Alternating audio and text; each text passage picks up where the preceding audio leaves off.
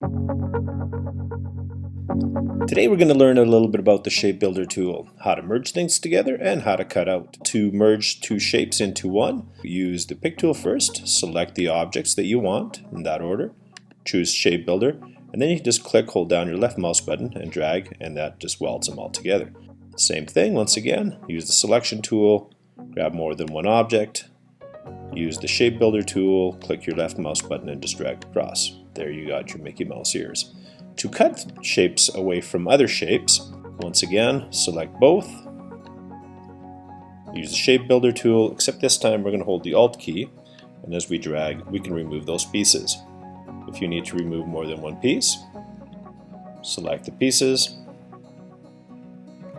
Shape Builder, Alt key, Alt and drag, and there you got your bathing suit and your Mickey Mouse ears. You're ready for Disneyland.